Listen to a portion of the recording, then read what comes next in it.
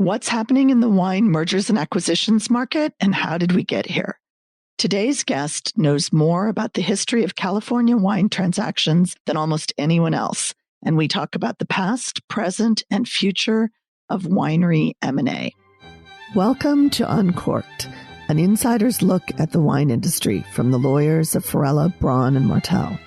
I'm Catherine Philippakis, head of the firm's wine industry practice. Each episode, my colleagues and I bring you the latest insights from California's wine industry and beyond.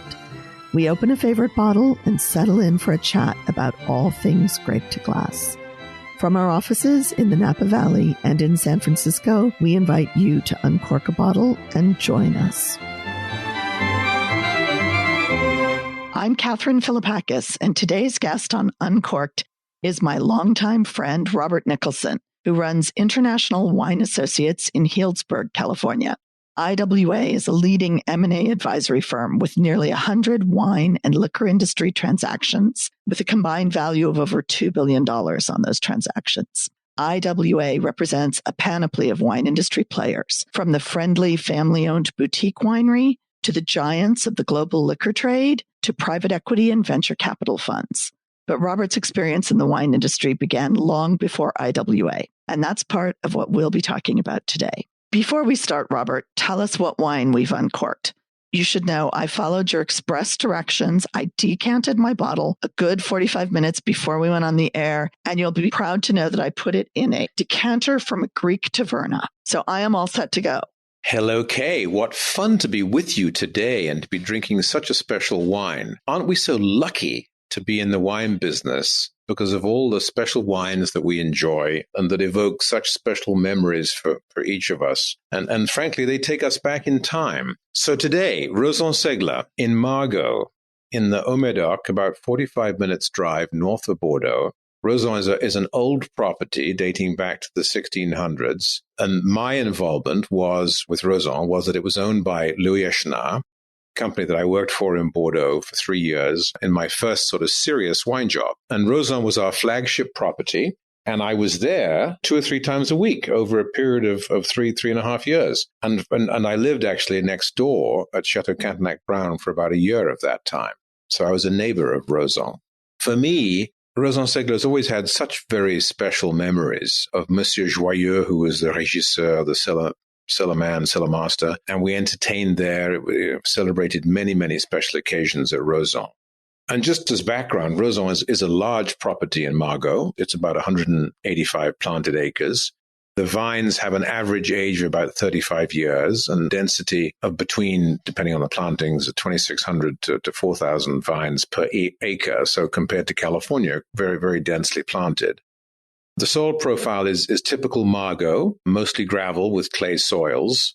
And the blend at Rauzan-Segler is typically about 60% Cabernet Sauvignon, 30% Merlot, and the balance small percentages of Cabernet Franc and Petit Verdot. Typically, depending on the year, of course, approximately 10 to 12,000 cases of the first wine, Rauzan-Segler, are produced, and the balance of the production will go into the second wine, Segler. Typically, the wines from Rauzan are quite feminine, Kay, like many Margaux wines, compared to the wines produced further north in the Médoc from Saint-Julien or Pauillac or Saint-Estèphe, that tend typically to be more muscular and maybe more masculine than wines produced in Margaux. That's not to say that Rauzan produces delicate wines. They just tend to reflect a slightly more refined and maybe elegant profile, sometimes often less powerful perhaps than the wines further north. The 2010 vintage generally is accepted as having been a very good one in Margaux with even ripening and wines that will age gracefully for a long period of time. I think that this 2010 Rauzan is showing very well today. Classic, alluring Margaux, perfumed nose that is still very fresh and very young. And we look for that in our wines from Bordeaux. We look for that freshness. And that's one of the wonderful things that the acidity level brings. And this particular wine is quite powerful. And that lift that comes from the good acidity will reward patient cellaring, I think, for the next 10 to 15 years. And it'll only develop in the years to come. So I think here, Kay, patience will be rewarded. Yes. Now, I think you might have already tried it, but I haven't. So, well, I had to test it, Kay. Very good. And it tasted very nice. It's beautiful, Robert. This is a good choice. And I'm glad you chose a more feminine wine for claret for me. Well, exactly. Well, Margaux wines are always that. They're always slightly more feminine and delicate, and it's just the way they are. I love wines from Saint-Julien, Pauillac, and Saint-Estèphe. It's just that, having worked at Roson and been there for so long and so many years, having worked there, it has a very special place in my heart. Hence, when you said, let's enjoy a wine that is meaningful to you, Roson has always been very special to me. So thank you for suggesting that we taste something together that brings back very favorable memories. This was an excellent choice. And I know that you spent time in France, and I know that's where you met Sally, your wife. But why don't you tell me a little bit about what drew you to the wine business in the first place? Because I don't know that I've heard that story. Well, I'm a lucky boy, Kay, a very lucky boy. And I had a very smart and thoughtful father who suggested, after I studied modern European studies in England, having grown up in the Southwest on a big dairy farm, I said I wanted to go and work in Europe. And he said, well, why don't you go and meet Christopher Tatham, who at the time was the wine buyer for the Wine Society, which is the first major DTC cooperative wine company in the world, founded in the late 1800s. My grandfather bought all his wine there. My father bought all his wine there. So I went to see Christopher, as this wayward young man. And he said, well, I think you should go and work at Jaboulet in the Rhône, Paul Jaboulet Aîné in Tel-Hermitage, and go and do a stage there. So I worked with the Jaboulet family for 6 months as a cellar rat. Then they really took me under their wing, and we had a wonderful experience working for them, doing everything, vines, bottling line, the harvest, pruning, everything. It was a wonderful experience. And we tasted every day with Gérard Jaboulet and his father, Louis. And then they said, well, you should go and do the same thing in Bordeaux if you really want to learn about Bordeaux wines. So I did that in Bordeaux with a company called Bory Manu. And then while I was in Bordeaux doing that stage, I ran into the people from Echenard. And Echenard was a large company, a large Bordeaux wine company owned by an English financial group, Lonrho. And I was offered the job of assistant to the export director at the age of, 21 or something like that, 22. And they sent me traveling all over the world and representing the company, except the United States, because they knew that I would have been hired immediately by someone in the States at a much, much larger salary than they were willing to pay me. But that didn't matter. I learned a lot traveling all over Asia and all over Europe. And then I came to the United States. Along the way, I met my wife, Sally, in Loudon-Médoc, when I was living at Cantenac-Brown in Margaux. And Sally's a California girl, as you know. But anyhow, I came to the States before Sally came back home from being a sportswear designer in Paris. I worked for Seagram's in New York. I was lucky enough to get a job at a great company, Seagram's, and I worked in their domestic wine business and then their international wine business, which was pretty interesting. And they owned at the time Mumm Champagne, Barton Guettier in Bordeaux, which was the biggest wine company in Bordeaux at the time, Ricasoli in Italy, wineries all over the world. And I worked particularly in South America. So we had wineries in Rio Grande do Sul. We had a number of wineries in Argentina. I was a staff wine guy, and that was an incredible experience working with people who were much better educated than I was. All of them had MBAs. And then Sally and I decided to move back to California, where she's from, and we've been living in New York for that time, 4.5 years, I think. I worked for Christian Brothers, and that was the time the Christian Brothers were kind of figuring out what they wanted to do. So this was from the early 80s to the end of the 80s, and the company was sold to Hubline in 1989. I worked with them for about 6 months on the transition, and then I left on very cordial terms with Hubline Diageo, and they said, well, within 6 months, they said, well, why don't you come and do some work for us? And I said, well, what do you want me to do? And they said, well, we want you to sell some assets which are in the Napa Valley, access to our needs right now. So that was a couple of wineries and some vineyards and also the Greystone building, which had been owned by the Christian Brothers. So I put together a team of some fairly prominent people in the wine business, amongst others, Peter Suschel, my dear friend and mentor, Peter in New York. Peter, luckily enough, had been on the board of the CIA, the Culinary Institute. We sold the Greystone to the Culinary Institute of America for Hubline, and they were very pleased with that. So we also then sold some other things in the Napa Valley, notably the Oakville Winery, which was sold to the Hawksey family and is now Oakville Wine Company, a large wine company, a large winery on Highway 29. At that point, I think I realized that doing transactions in the wine business was something that would be quite productive and useful, and there's only one other company doing it, and that was a big company, H&Q, Hamilton Quist. So I started doing little wine deals, and that was the beginning of IWA in the early 90s. And a lucky boy, Kay, to have done what I've done in the past 30 plus years. We've done, as you say, a number of transactions, just over $2 billion total. We have a great team and a small, tight team, and we have an office in Healdsburg, and we love what we do. We have a lot of fun doing it, working with people like you and some other wonderful people in the wine business. That's exactly the information I wanted. And I remember, and it's probably something like 18 years ago now, I was a baby wine lawyer, and you and Josh Grace came over to the St. Helena office and introduced yourselves. And we've done an awful lot of deals since then. I am curious what you think spurred the growth of the California wine M&A market in the way it has developed over the years, apart from great wines and great land, but what in particular? A number of things, Kay, particularly in the 70s, Bank America was very significant in financing the growth of the California wine business. There were many new entrants in the 70s and 80s, largely due to the support from Bank America, and then other banks became involved. That allowed for the development of a lot of new entrants, new companies developing family-owned businesses, many of them. And as that growth of the business, spectacular growth of the business evolved, there are always transactions. There are always people who want to sell. There are families who want to get out. There are companies who want to get in, companies that want to expand their horizons by acquiring businesses from different appellations where they presently don't have representation. I think that that has developed a very dynamic transaction market in California, particularly, more recently perhaps in Oregon and to a lesser extent in Washington.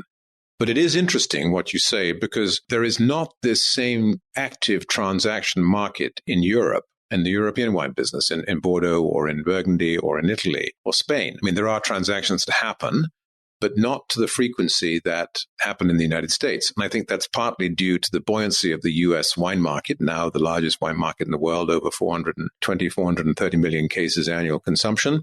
And whatever people say about the wine market slowing down, perhaps, yes, there have been some ups and downs. But generally speaking, the most wonderful thing about the U.S. wine market, it's a nascent wine market. Most of the wine, 80% of the wine, is by less than 25% of the population. There are still lots and lots of baby wine drinkers who don't drink much wine but have no problem drinking wine, and who will, I think, continue to drink more and more wine as their lifestyle evolves to good food, good wine, and that kind of thing. So the M&A transaction environment has sort of been spurred by that. And also, I think there are always new entrants. If you look at the history of M&A in the past 30 years, there are entrants from overseas. There's always been a French contingent for many years, French buyers coming to the United States, coming to California to buy. There have always been some financial institutions participating in the vineyard business, whether it's Hancock many years ago, Prudential, Simcoe, and others, particularly in the vineyard business.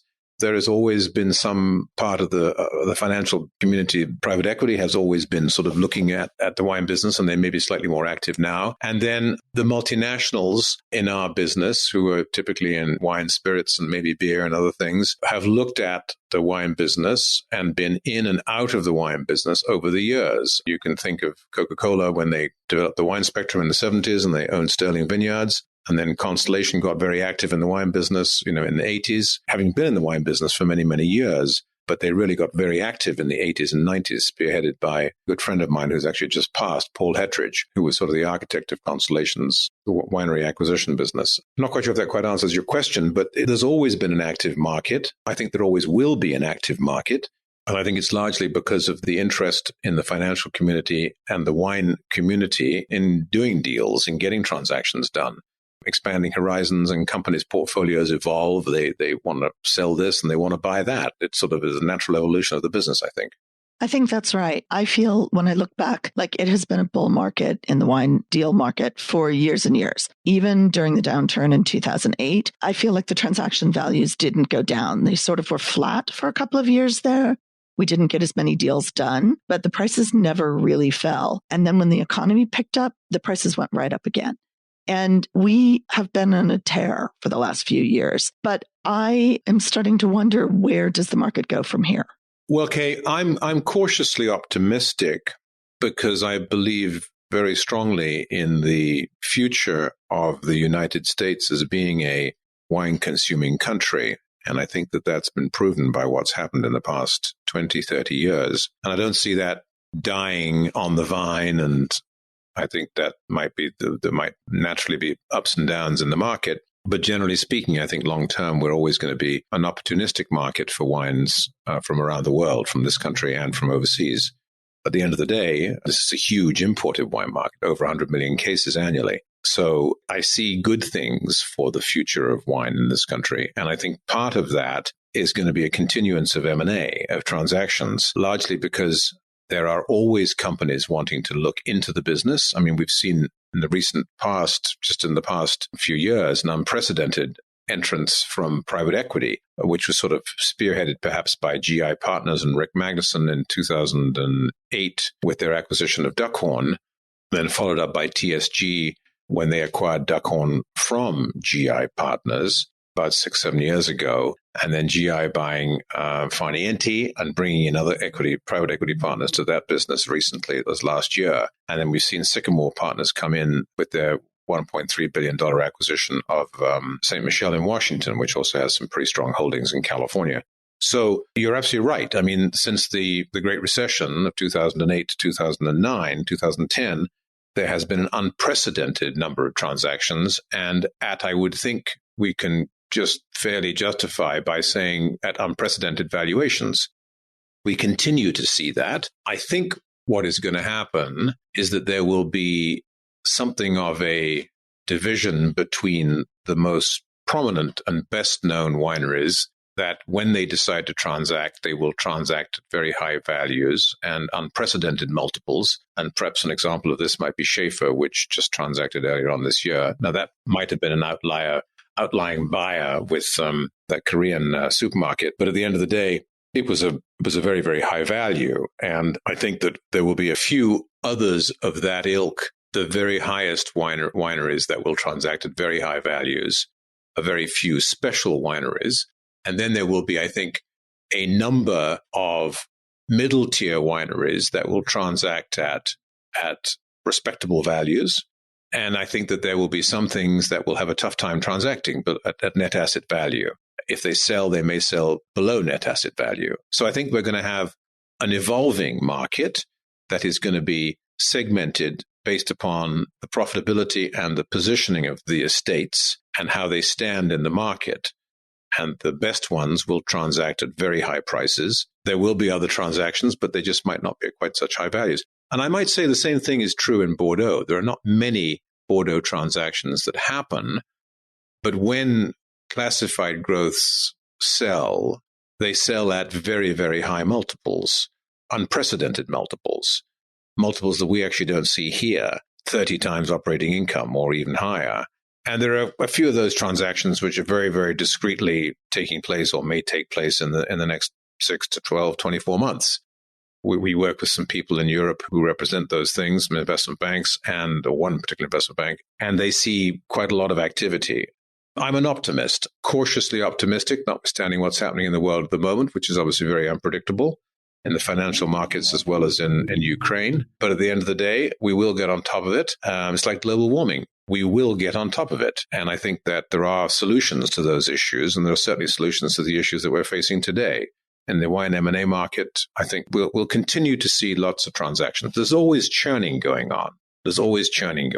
That's true. So given that, Robert, given the evolving market, who should be considering selling now and who should sit tight and wait? And if they're going to wait, what should they be doing while they're waiting to increase their value? Great question. I think we're going to see some of the very high-profile wineries that may be ready to transact.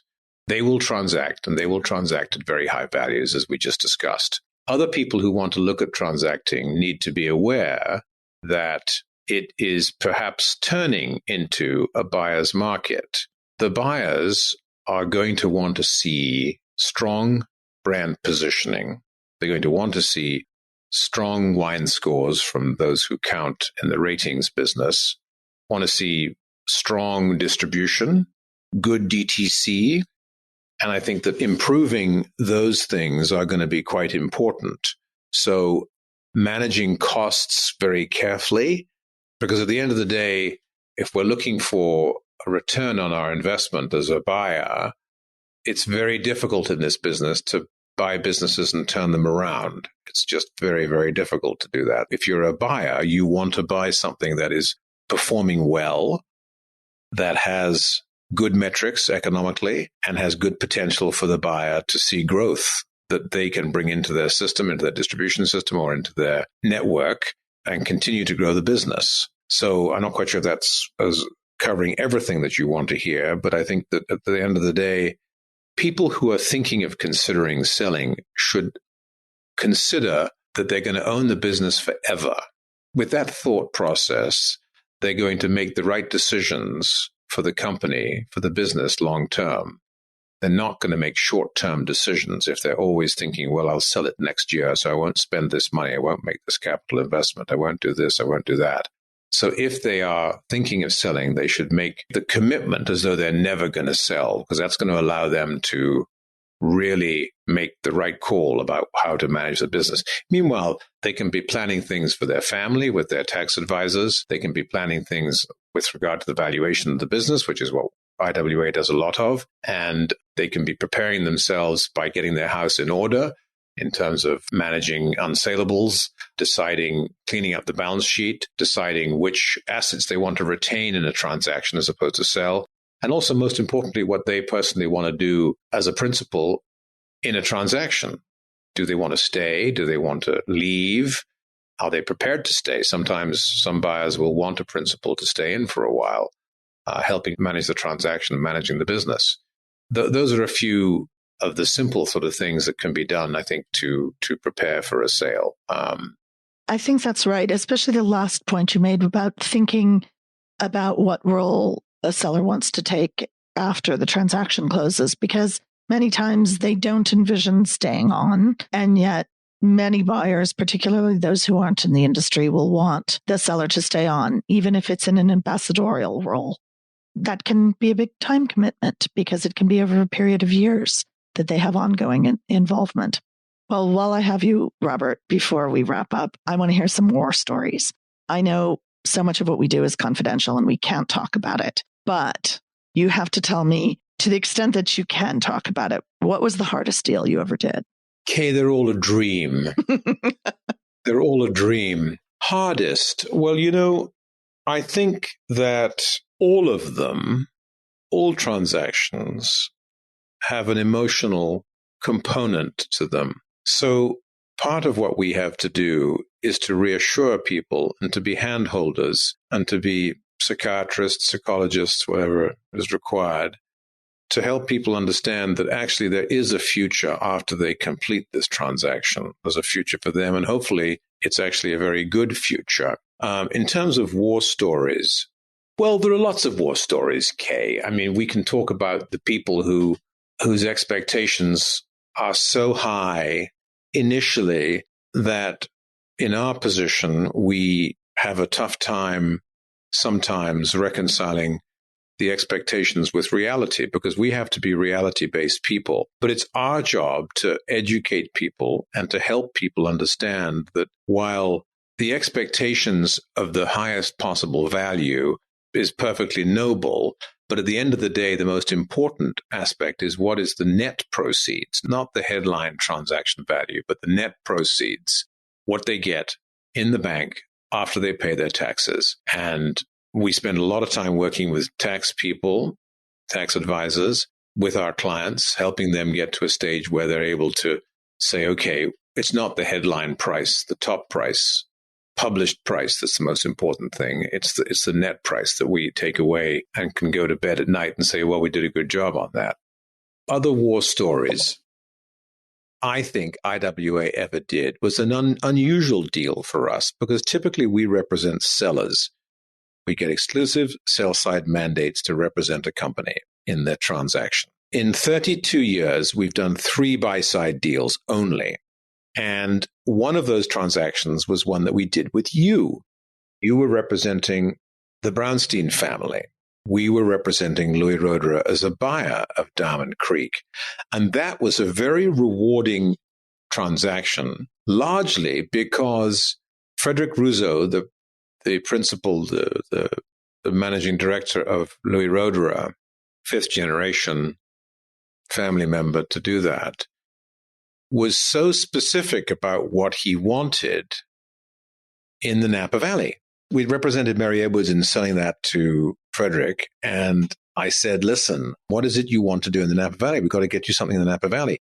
He said, well, you've shown us lots of things in the Napa Valley, Robert, in the past 10 years, and we haven't made an acquisition yet. I said, no, you haven't. It's about time you did. So he said, well, what we really want to buy is Diamond Creek.